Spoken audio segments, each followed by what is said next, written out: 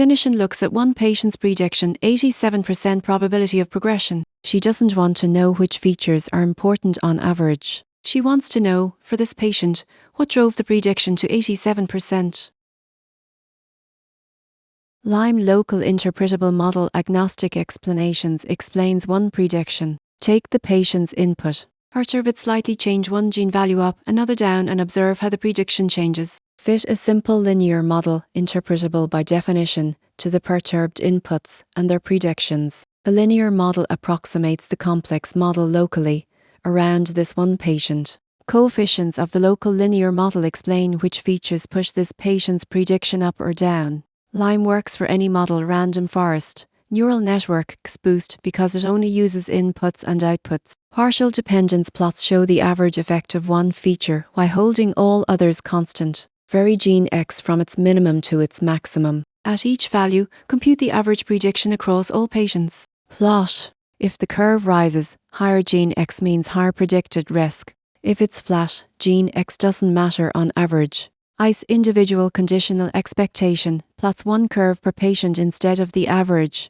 If ICE curves have different slopes, the effect of gene X depends on other features and interaction. Clustered ICE groups patients with similar patterns. For neural networks, gradient-based methods provide interpretation. Attention weights in transformer models. The reading the barcode videos protein language model show which input tokens the model focuses on for each prediction. Integrated gradients compute the gradient of the output with respect to each input feature, integrated along a straight line path from a baseline to the actual input. The result attributes the prediction to each input feature. For imaging models, saliency maps highlight which pixels the model uses overlaid on the tissue image. They show which spatial regions drive the pathology prediction. Model interpretation is biological hypothesis generation. Apply SHAP to a drug response model trained on gene expression. The top SHAP features are candidate biomarkers. If known immune checkpoint genes rank high, the model has learned established biology, a reassuring validation.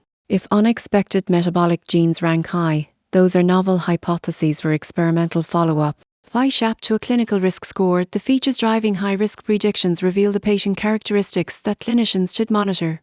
Interpretation bridges the gap between prediction accuracy and biological understanding. Pitfalls. First, correlated features split SHAP values unpredictably if genes A and B are co-expressed.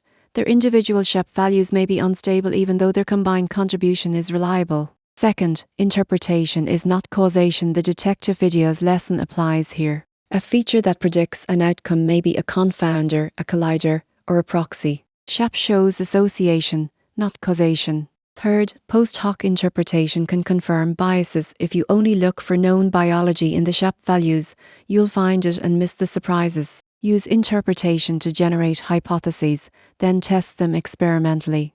The X-ray sees inside the black box. SHAP distributes the prediction fairly across features grounded in game theory.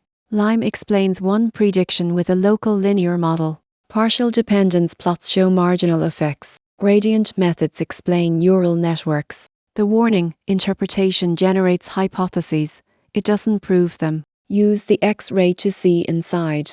Then do the experiment to confirm.